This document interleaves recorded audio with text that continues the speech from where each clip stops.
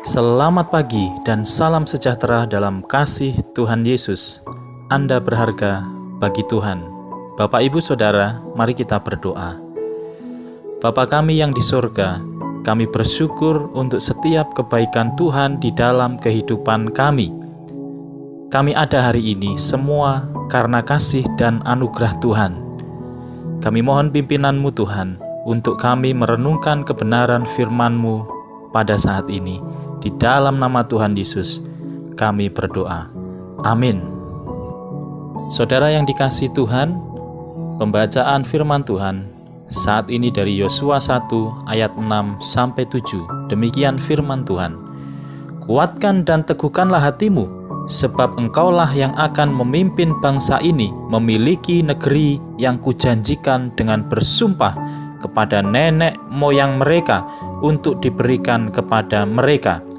Hanya kuatkan dan teguhkanlah hatimu dengan sungguh-sungguh, bertindaklah hati-hati sesuai dengan seluruh hukum yang telah diperintahkan kepadamu oleh hambaku Musa. Janganlah menyimpang ke kanan atau ke kiri, supaya engkau beruntung kemanapun engkau pergi.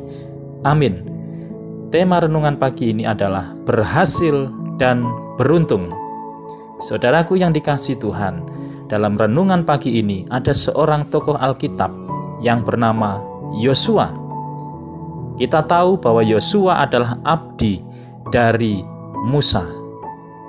Musa adalah pemimpin bangsa Israel yang dipilih dan ditetapkan oleh Allah untuk memimpin bangsa Israel keluar dari tanah Mesir menuju tanah Kanaan.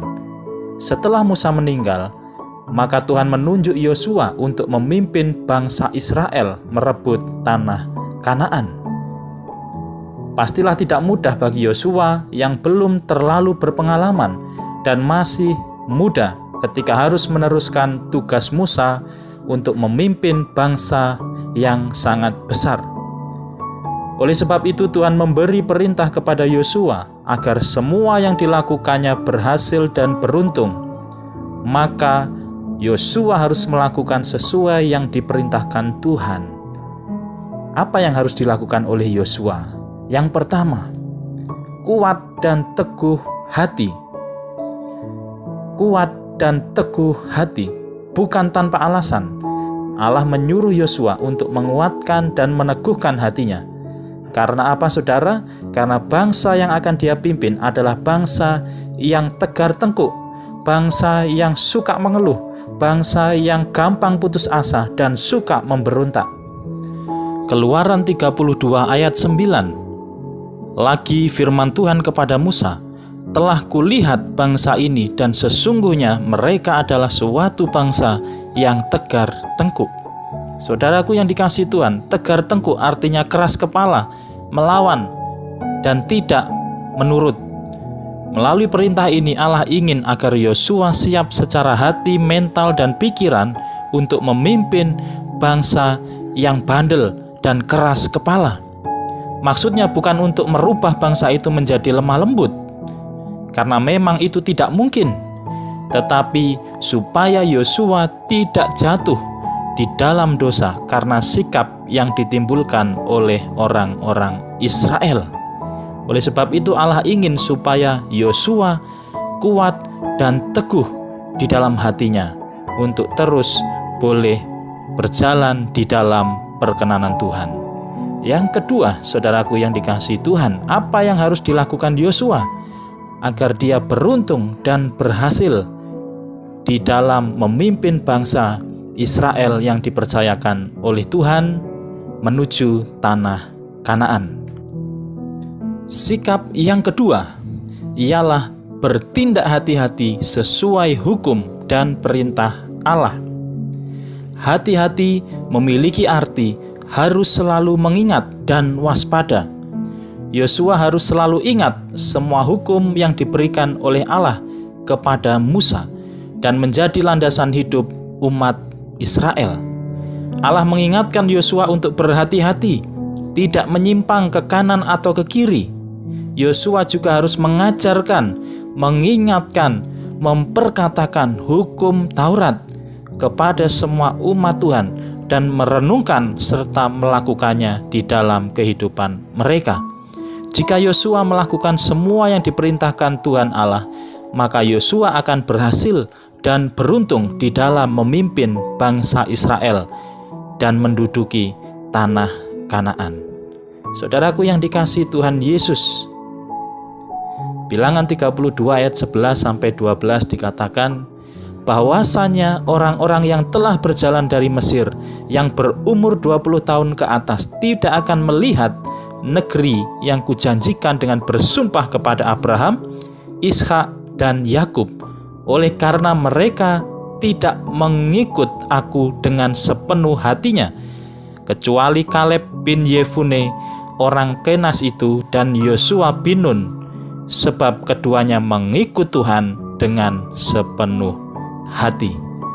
Saudaraku yang dikasihi Tuhan, bertindak hati-hati sesuai dengan perintah Allah menjadi bagian terpenting yang harus dilakukan oleh Yosua, sehingga Yosua menikmati janji Tuhan, yaitu masuk ke tanah Kanaan, tanah yang sudah dijanjikan oleh Tuhan menjadi milik pusaka bagi mereka.